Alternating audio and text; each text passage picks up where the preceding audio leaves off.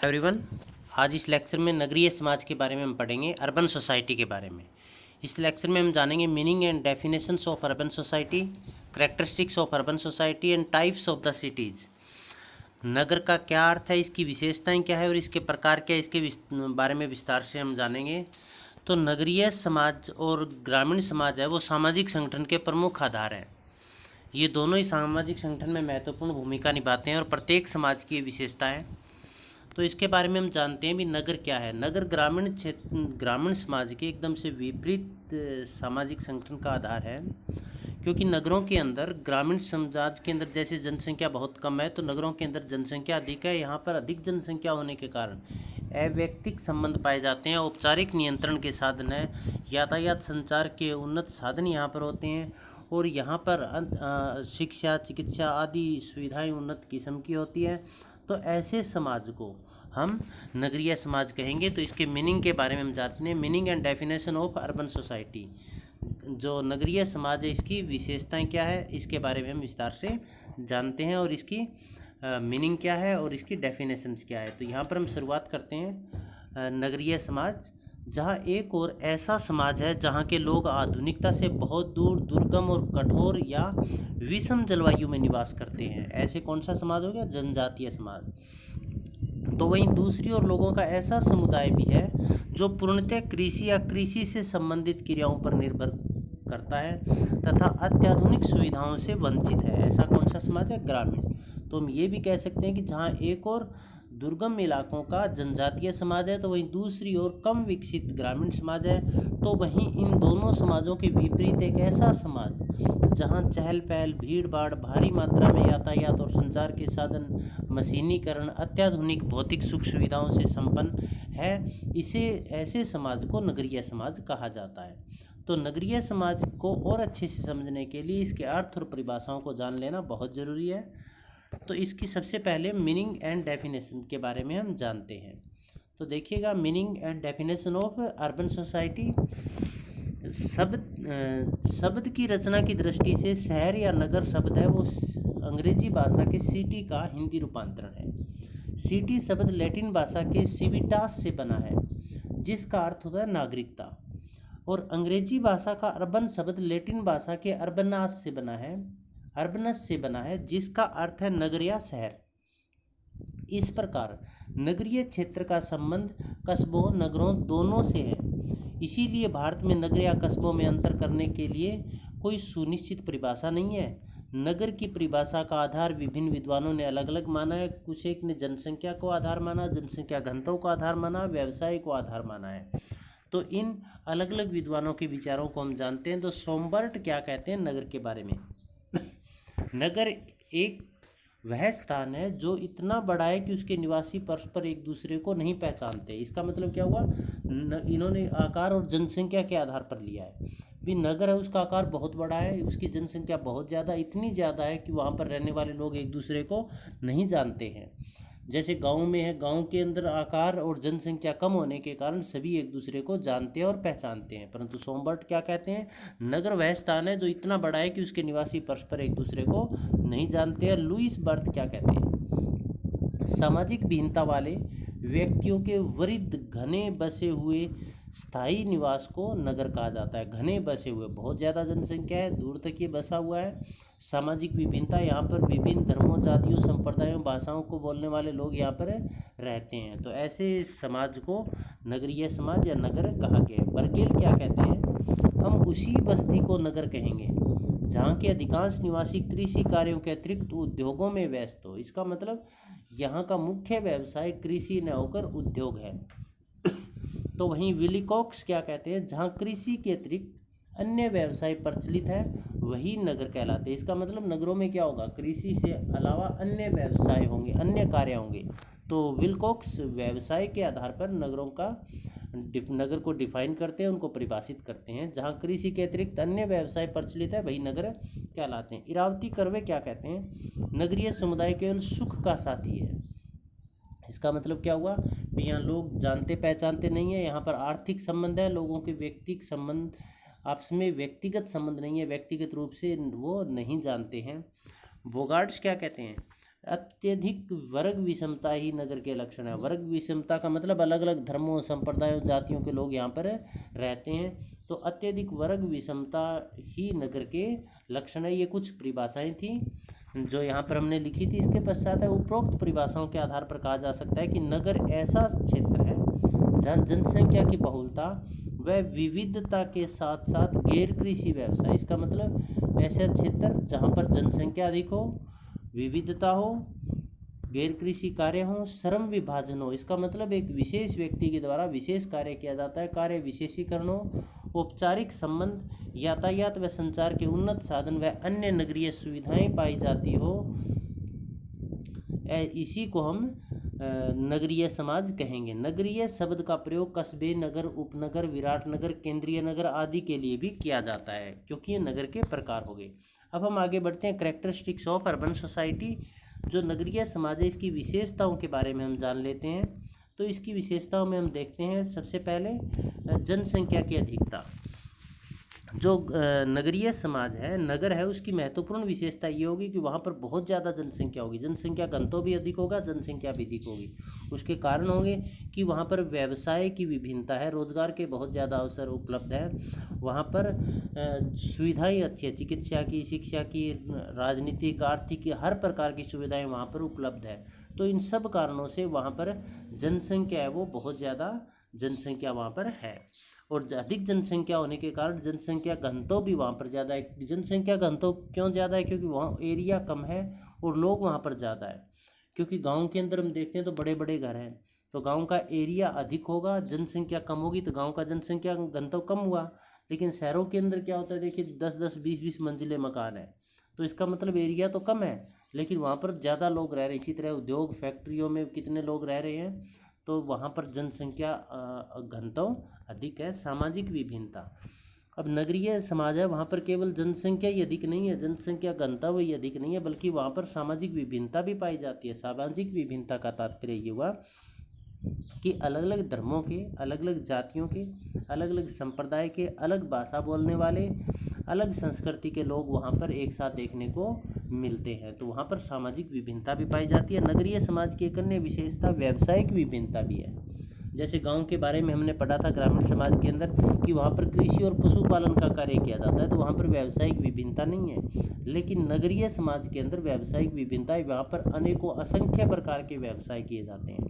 जैसे वहाँ पर कपड़े का काम भी है, वहाँ पर परचून की दुकान का काम भी है, गोलगप्पे का काम भी है, वहाँ पर फल फ्रूट का काम भी है, वहाँ पर डेयरी का काम भी है, वहाँ पर मंडी भी है, वहाँ पर उद्योगों का काम भी है, वहाँ पर फैक्ट्रियों का काम भी है। इसका मतलब वहाँ पर एक साथ बहुत सारे व्यवसाय है, व्यावसायिक विभिन्नता वहाँ पर पाई जाती है। श्रम विभाजन व विशेषीकरण, नगरीय समाज के अंदर, नगर के अंदर अधिक जनसंख्या होने के कारण लोगों की आवश्यकताएं भी अधिक है। उन बढ़ी हुई आवश्यकताओं की पूर्ति के लिए श्रम विभाजन अति आवश्यक होता है। इसीलिए वहाँ नगरीय जो समाज है, नगरों के अंदर श्रम विभाजन है वो ग्रामीण समाजों की तरह लिंग के आधार पर न होकर व्यक्तिगत गुणों के आधार पर है, कुशलता के आधार पर है। लोगों के अंदर जो जो काबिलियत है उसी के आधार पर लोगों का श्रम विभाजन किया हुआ है। जैसे यहाँ पर हम देखेंगे प्रोफेसर भी है, यहाँ पर इंजीनियर भी हैं, डॉक्टर भी हैं, और यहाँ पर हम देखते हैं कि श्रमिक भी हैं। तो इसका मतलब ये हुआ कार्य का विशेषीकरण है। विशेषीकरण का तात्पर्य हुआ जो डॉक्टर है वो डॉक्टरी का ही काम करेगा, इंजीनियर है वो इंजीनियरिंग का ही काम करेगा, प्रोफेसर है वो पढ़ाने का ही काम करेगा। तात्पर्य ये हुआ कि नगरीय समाज में श्रम विभाजन और विशेषीकरण पाया जाता है।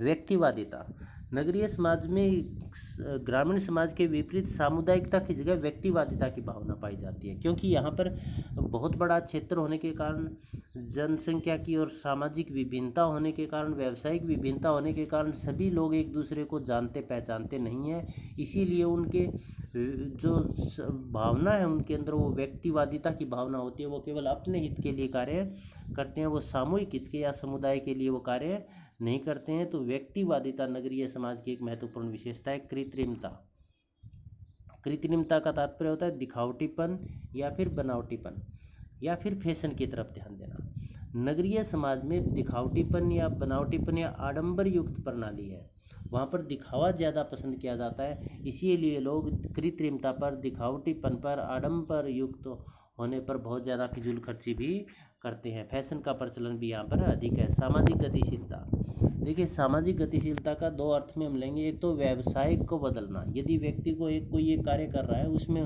उसको प्रॉफिट नहीं हो रहा है या वो काम उसको नहीं जम रहा है, तो वो दूसरा काम का चयन कर सकता है। अपनी योग्यता के अनुसार, काबिलियत के अनुसार अन्य काम है वो करना शुरू कर देता है। दूसरा, सामाजिक गतिशीलता का तात्पर्य ये होता है कि यदि एक जगह पर व्यक्ति का काम चल नहीं रहा है एक शहर में, तो वो दूसरे शहर में चला जाएगा, तीसरे में चला जाएगा। इसके अलावा व्यावसायिक विभिन्नता होने के कारण, चिकित्सा, रोजगार के बहुत और शिक्षा के अत्याधुनिक अवसर उपलब्ध होने के कारण शहर के अंदर लोगों का आना जाना लगा रहता है। लोग विभिन्न उद्देश्यों से, क्योंकि नगर है वो बहुउद्देशीय है, वहाँ पर बहुउद्देशीय गतिविधियाँ की जाती है, इसीलिए लोग है वहाँ पर बार बार आते और जाते रहते हैं। मतलब सामाजिक गतिशीलता है। सामाजिक गतिशीलता का तात्पर्य लोगों का आवागमन रहना भी। कोई लोग वहाँ पर आकर बस गए काम के लिए, कुछ एक दिन काम चला या नहीं चला, उसके बाद वहाँ से दूसरे नगरों में चले गए, जबकि ग्रामीण क्षेत्र में ऐसा नहीं देखने को मिलता। सामाजिक समस्याएं, अब जो नगरीय समाज है उसमें सामाजिक समस्याएं भी बहुत है। वहाँ पर नशाखोरी की, धूम्रपान की, वेश्यावृत्ति की, अपराध, बाल अपराध, श्वेत वसन अपराध, तो इस तरह की बहुत सारी सामाजिक समस्याएं भी यहाँ पर देखने को मिलती है। क्यों? क्योंकि यहाँ पर जनसंख्या अधिक है, और जनसंख्या अधिक होने के कारण जब विभिन्न लोगों की आवश्यकताएं वो लीगल तरीके से पूरी नहीं हो सकती, सामाजिक मूल्यों से उनकी आवश्यकताएं पूरी नहीं हो सकती, तो वो गैर सामाजिक मूल्यों को अपनाते हैं या ऐसे सामाजिक मूल्यों का उल्लंघन करते हैं, जिससे समाज के अंदर सामाजिक समस्याएं पैदा होती है। तो नगरीय समाज में बहुत सारी सामाजिक समस्याएं भी पाई जाती है। एकल परिवार, ग्रामीण समाज के विपरीत यहाँ पर एकल परिवार पाए जाते हैं। ग्रामीण समाज की विशेषताओं में हमने पढ़ा था कि वहाँ पर संयुक्त परिवार पाए जाते हैं, लेकिन व्यक्तिवादिता के कारण और व्यस्तता के कारण, रोजगार के अधिक अवसर उपलब्ध होने के कारण संयुक्त परिवार, ग्रामीण जो संयुक्त परिवार जो थे वो टूट कर एकल परिवार में परिवर्तित हो गए, और लोग है वो अब पति पत्नी और बच्चों सहित शहर के अंदर या नगरों के अंदर रहने लगे। तो यहाँ के जो परिवार है वो एकल परिवार है। परिवार का महत्व कम होना, अब देखिए शहरी क्षेत्र है, वहाँ पर परिवार का इतना अधिक महत्व नहीं है, क्योंकि व्यक्ति आवश्यकताओं की पूर्ति के लिए परिवार पर पूरी तरह से निर्भर नहीं है। क्योंकि जैसे नगर के अंदर एक व्यक्ति रह रहा है, तो रोटी, कपड़ा और मकान, इस तरह की जो आवश्यकताएं हैं उनकी, उन आवश्यकताओं की पूर्ति के लिए वो परिवार से बाहर भी इन आवश्यकताओं की पूर्ति कर सकता है। जैसे भोजन है वो होटल या ढाबे पर ले लेगा, रहने के लिए धर्मशाला में वो रह सकता है, कपड़े धोबी से धुलवा और प्रेस करवा सकता है, इसी तरह शारीरिक आवश्यकताओं की पूर्ति भी वो बाहर कर सकता है। तो कहने का तात्पर्य ये है कि जो आवश्यकताएं परिवार में पूर्ति होनी चाहिए थी, उन आवश्यकताओं की पूर्ति नगर के अंदर व्यक्ति परिवार से बाहर कर लेता है, तो इसीलिए परिवार का महत्व कम हुआ है। जैसे मनोरंजन के लिए पहले परिवार में हंसी मजाक, नाच गाने के प्रोग्राम होते थे, तो अब नगरों के अंदर मनोरंजन के लिए व्यक्ति परिवार से बाहर मनोरंजन करने लगे हैं। जैसे कबेरे नृत्य, beer bar, dance bar, cinema hall, इस तरह के जो मनोरंजन की सुविधाएं उपलब्ध है। तो इन सब के कारण परिवार का महत्व कम हो, और परिवार का महत्व कम होने के कारण परिवार का व्यक्ति के ऊपर नियंत्रण भी कम हुआ, अधिक मानसिक संघर्ष। इसमें किसी तरह का कोई शक नहीं है कि नगरों में रोजगार के बहुत ज़्यादा अवसर उपलब्ध है, यहाँ पर पैसे भी बहुत ज़्यादा है, परंतु इसके साथ साथ यहाँ पर प्रतिस्पर्धा या कंपटीशन भी बहुत ज़्यादा है, रिस्क बहुत ज़्यादा है, खतरा बहुत ज़्यादा है। तो इस सब के कारण एक मानसिक संघर्ष रहता है भी, यदि मैंने मेहनत नहीं की तो मेरा व्यवसाय डूब सकता है, मेरा काम धंधा चौपट हो सकता है, और दूसरों के साथ कंपटीशन करना है, रात को देर रात तक काम करना है, सुबह जल्दी उठना है, तो उनका जो मानसिक जो संतुलन है या मानसिक जो थकान है वो उनमें सदैव रहती है, और व्यक्ति मानसिक रूप से संघर्ष करता रहता है। फिजूल खर्ची भी यहाँ पर देखने को मिलती है, क्योंकि हमने अभी बताया कि जैसे मनोरंजन का कार्य है तो व्यक्ति परिवार में नहीं करके परिवार से बाहर करेगा, तो वहाँ पर खर्चा भी ज़्यादा लगेगा।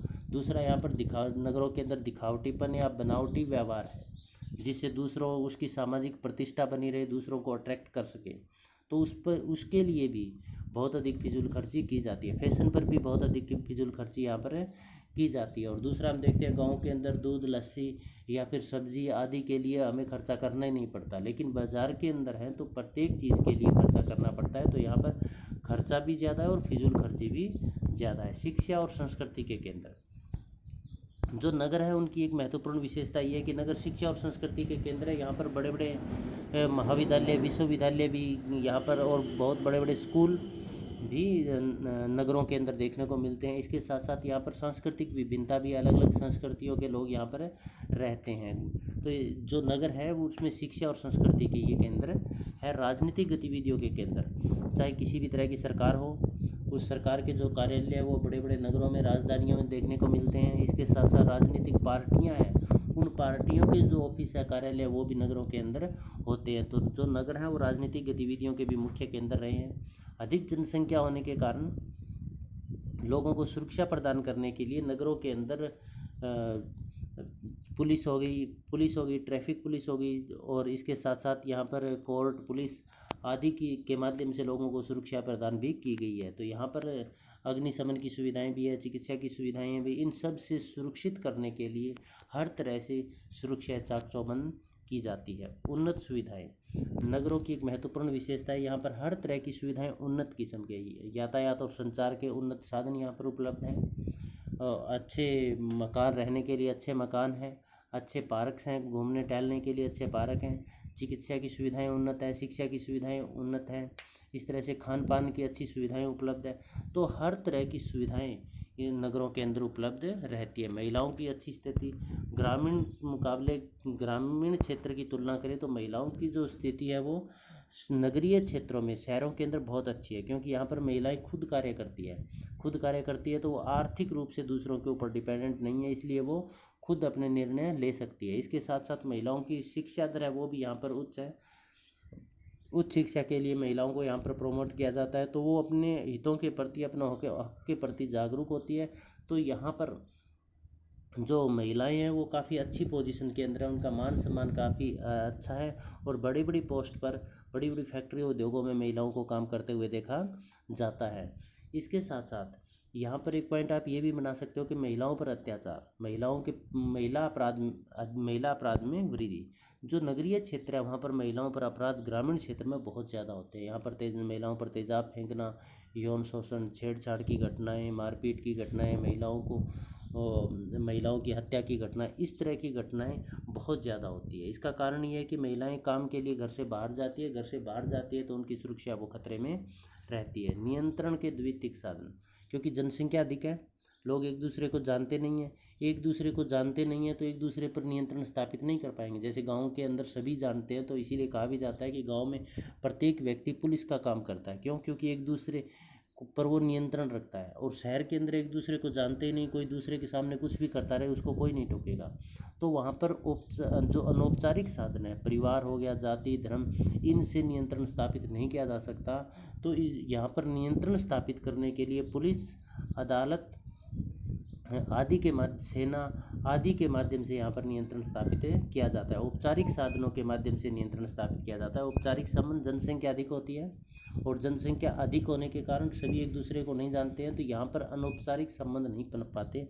यहाँ पर जो संबंध है वो औपचारिक संबंध होते हैं। औपचारिक का मतलब कार्य से संबंधित, जब तक हमें किसी से काम है तब तक हम उसके रिलेशन में रहेंगे, हमारे संबंध रहेंगे, और काम समाप्त हुआ तो संबंध समाप्त हुए। जैसे यहाँ पर जो संबंध होंगे वो टेलीफोन के माध्यम से, ईमेल के माध्यम से, व्हाट्सएप के माध्यम से, इन माध्यमों से संबंध यहाँ पर रहते हैं। मतलब प्रत्यक्ष जान पहचान के संबंध नहीं होते। प्रतिस्पर्धा, यहाँ पर नगरों के अंदर एक महत्वपूर्ण विशेषता, यहाँ हर क्षेत्र में प्रतिस्पर्धा देखने को मिलती है। राजनीतिक क्षेत्र हो, चाहे आर्थिक क्षेत्र हो, चाहे सामाजिक क्षेत्र हो, चाहे व्यावसायिक क्षेत्र हो, चाहे रोजगार के मामले में हो, हर क्षेत्र में कड़ी प्रतिस्पर्धा यहाँ पर देखने को मिलती है। अच्छी प्रतियोगिता, कंपटीशन यहाँ पर होता है। सामाजिक सतरीकरण, नगरीय जो समाज है वहाँ भी सामाजिक सतरीकरण पाया जाता है। सतरीकरण का मतलब भेदभाव, सामाजिक भेदभाव पाया जाता है, परंतु यहाँ पर सामाजिक भेदभाव गाँव की तरह जाति के आधार पर नहीं होता या लिंग के आधार पर नहीं होता।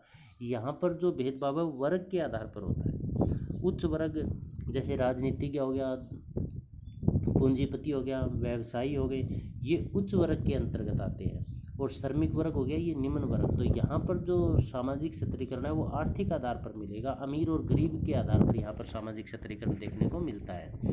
धर्म का कम है तो, क्योंकि यहाँ पर विज्ञान और शिक्षा का बोलबाला है, और जहाँ पर विज्ञान और शिक्षा का बोलबाला होगा वहाँ पर अंधविश्वास अपने आप खत्म हो जाएगा। तो यहाँ पर अंधविश्वास की जगह तर्क का अधिक महत्व है, तो तर्क का जहाँ पर अधिक महत्व होगा वहाँ पर धर्म का कम महत्व है। यहाँ पर लोग पूजा पाठ, कर्म कांडों की बजाय या ईश्वर की सत्ता पर विश्वास करने के बजाय खुद पर या खुद की मेहनत पर, व्यक्तिगत गुणों पर अधिक विश्वास करते हैं।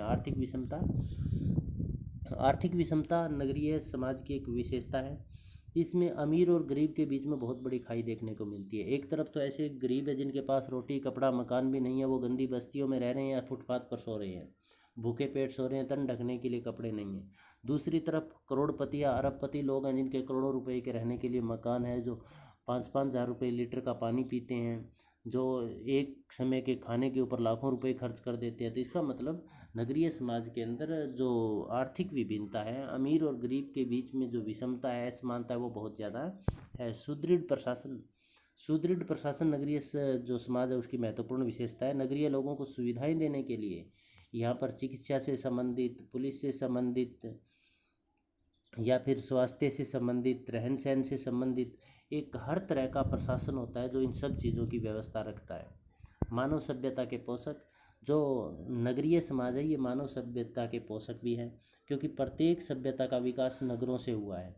तो नगरों के अध्ययन से या नगरों के माध्यम से मानव सभ्यता का जो मानव सभ्यता है उसको संरक्षित किया जाता है। यातायात एवं संचार के उन्नत साधन, नगरों के अंदर यातायात और संचार के उन्नत साधन है। यहाँ पर अलग अलग हर तरह के टावर्स लगे हुए हैं, नेटवर्क की कोई प्रॉब्लम नहीं है, उन्नत यातायात और के साधन यहाँ पर उपलब्ध है। यहाँ पर मेट्रो ट्रेन भी है, हवाई जहाज की सुविधा भी है, फास्ट ट्रेन्स भी है। तो इसका तात्पर्य ये हुआ कि नगरों के अंदर यातायात और संचार की फैसिलिटी है वो बहुत उन्नत है। आविष्कार व तकनीकी के अंदर, क्योंकि जो नगर है वो विज्ञान शिक्षा वाणिज्य इनके केंद्र है।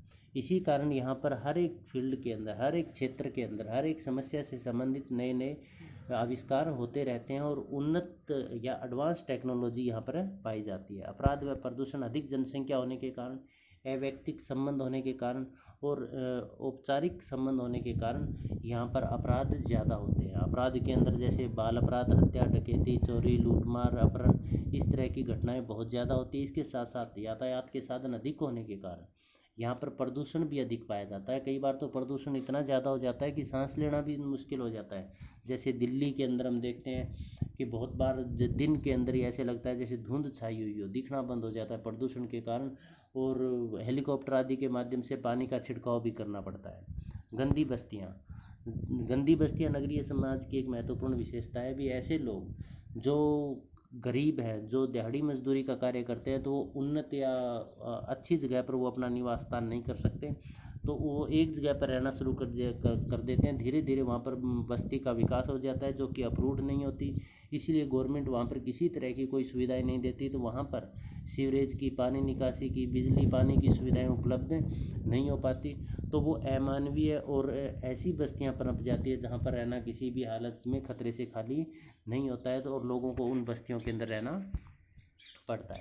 स्वास्थ्य और मनोरंजन की सुविधा, नगरीय समाज के अंदर स्वास्थ्य की भी उन्नत सुविधा होती है। यहाँ पर अच्छे अच्छे हॉस्पिटल होते हैं, उनमें हर तरह की सुविधाएं उपलब्ध रहती है और हर तरह के डॉक्टर्स वहाँ पर अवेलेबल रहते हैं। मनोरंजन की सुविधा भी होती है, जिसमें यहाँ पर कबेरे डांस हो गए, सिनेमा हो गए, बियर बार्स हो गए, नाइट क्लब्स हो गए, इस तरह की मनोरंजन की सुविधाएं भी यहाँ पर रहती है। आर्थिक संबंध, नगरीय समाज की एक महत्वपूर्ण विशेषता है। यहाँ पर लोगों के संबंध है वो आर्थिक संबंध है, मतलब आर्थिक गतिविधियों के कारण भी वो एक दूसरे के संपर्क में आते हैं और संबंध, आपस में संबंध उनके स्थापित होते हैं। आगे बढ़ते हैं। टाइप ऑफ सिटी, शहर के प्रकार के बारे में हम पढ़ते हैं। तो शहर के प्रकार के बारे में वैसे तो कोई सर्वसम्मत इनका वर्गीकरण नहीं है, लेकिन फिर भी जनसंख्या के आधार पर, सुविधाओं के आधार पर इन्हें अलग अलग भागों में बांटा गया है, जिनके बारे में हम यहाँ पर जानेंगे। तो पहला प्रकार हम करते हैं नगरों के प्रकार में, कस्बा। कस्बा हम किसे कहते हैं? तो कस्बे की जब हम बात करते हैं, टाइप्स ऑफ सिटीज़, इसमें कस्बा कौन सा होगा? कस्बा वो होगा जो पहले गांव था, परंतु अब वो उसमें नगर जैसी सुविधाएं भी हो गई है और नगरीय विशेषताएं उसके अंदर आ गई है। जनसंख्या भी बहुत ज़्यादा है, आसपास के लोगों का जो आवश्यकता है, उन आवश्यकताओं की पूर्ति वहाँ पर होती है। तो नगर ऐसा क्षेत्र है जो गांव व नगर, जो कस्बा है वो ऐसा क्षेत्र है जो गांव व नगर के बीच की श्रेणी है। मतलब वो पूरी तरह से नगर में डेवलपमेंट उसका नहीं हुआ है और गांव से वो उन्नत है।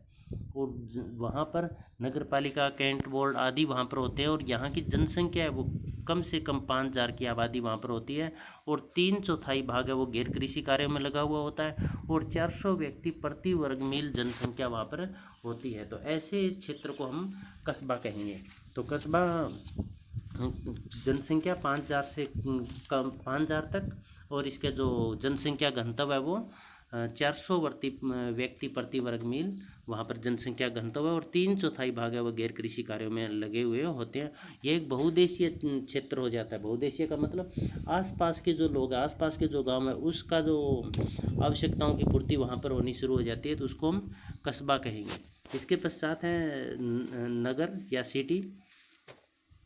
सिटी, जैसे सिटी के बारे में हम पहले बता चुके हैं आपको भी, वहाँ पर बहुत ज़्यादा भीड़ भाड़ होती है, गैर कृषि कार्य में लगे होते हैं, चहलकदमी बहुत ज़्यादा होती है, यातायात और संचार के साधन वहाँ पर होते हैं, सड़कों का जाल सा बिछा रहता है, प्रदूषण होता है, गंदी बस्तियाँ होती है वहाँ पर, सामाजिक समस्याएं बहुत ज़्यादा होती है। यहाँ की जनसंख्या 10 लाख तक होती है। अत्याधुनिक चिकित्सा, शिक्षा की सुविधाएँ होती हैं, औपचारिक संबंध होते हैं, आर्थिक संबंध होते हैं। ऐसे क्षेत्र को हम नगर कहते हैं।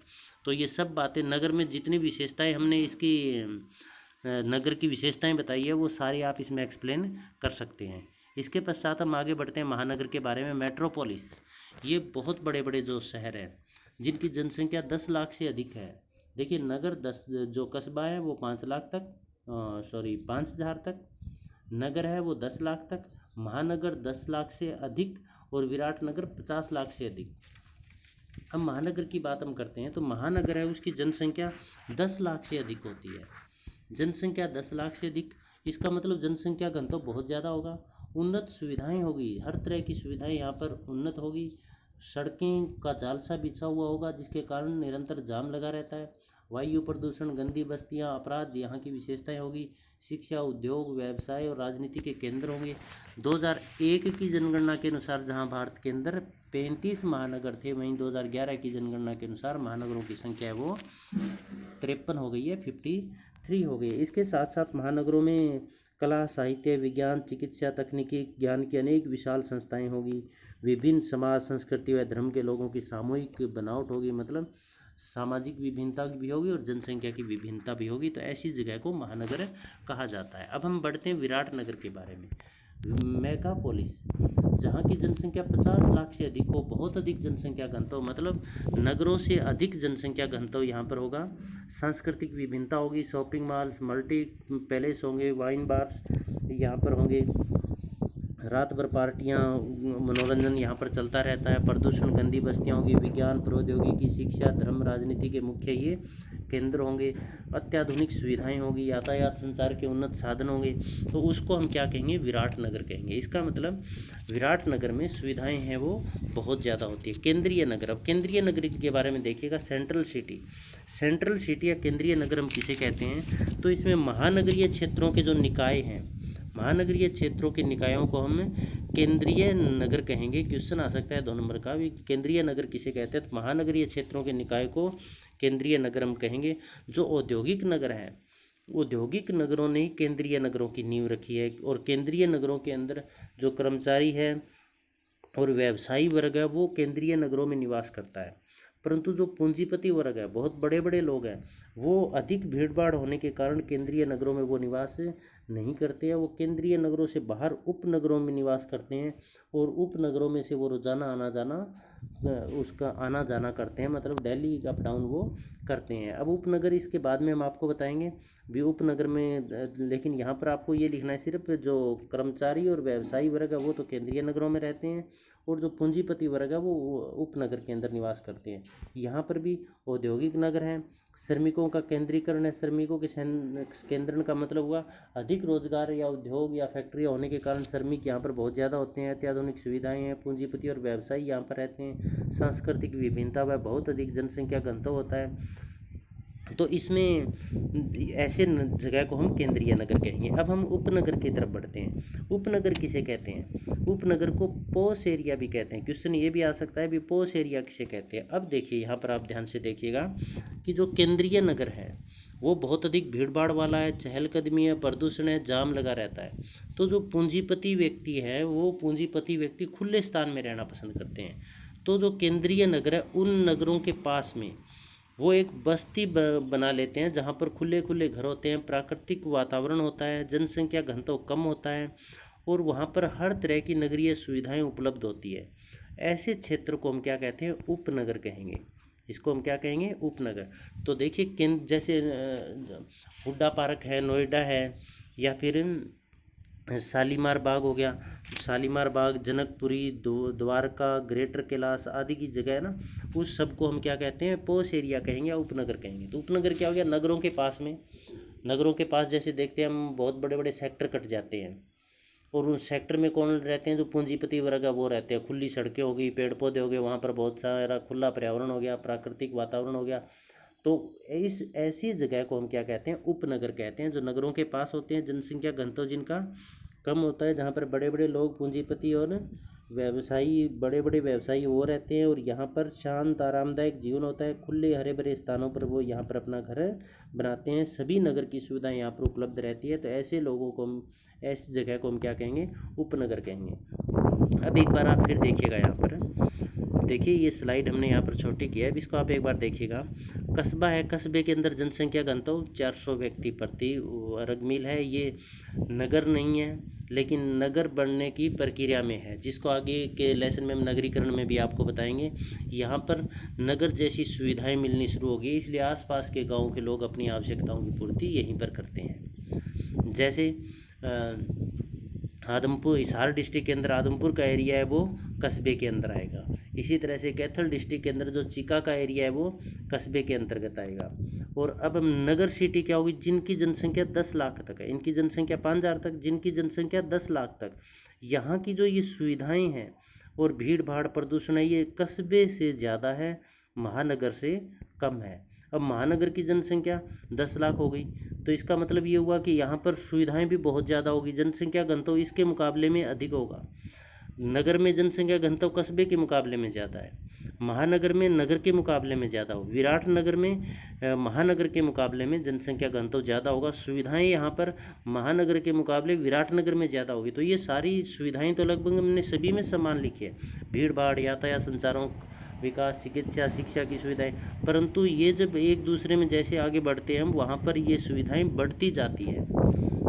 और केंद्रीय नगर महानगरों के निकाय हो गए और यहाँ पर उद्योगपति या पूंजीपति अपना काम धंधा करते हैं, लेकिन श्रमिक और छोटे व्यवसायी वो यहाँ पर रहते हैं। उपनगर बड़े बड़े पूंजीपति और व्यवसायी है वो अपने केंद्रीय नगरों से थोड़ी दूर प्राकृतिक वातावरण में अपना निवास स्थान बना लेते हैं और वहीं से उपनगरों में रोज़ाना अप डाउन करते हैं, तो उसको हम कहते हैं उपनगर। तो ये थे नगर के टाइप्स।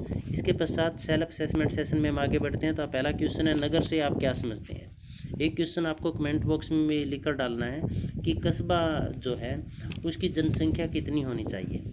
नगर की कोई दो विशेषताएं बताएं। 2 नंबर का क्वेश्चन, केंद्रीय नगर क्या है? 2 नंबर का क्वेश्चन आ सकता है, पोश एरिया है, उपनगर किसे कहते हैं? बहुत इंपॉर्टेंट है, ये दोनों बहुत इंपॉर्टेंट है, केंद्रीय नगर और पोश एरिया है, उपनगर किसे कहते हैं, 2 नंबर के क्वेश्चन के हिसाब से। नगर को परिभाषित करते हुए इसकी विशेषताओं को बताइए। नगर क्या है? नगर के प्रकारों का विस्तार से वर्णन कीजिए। तो इस तरह के क्वेश्चन आ सकते हैं। क्वेश्चन को आप अच्छी तरह से तैयार कीजिएगा। किसी भी तरह का कोई डाउट हो आप कमेंट बॉक्स में लिखिएगा। आप सबका बहुत बहुत धन्यवाद।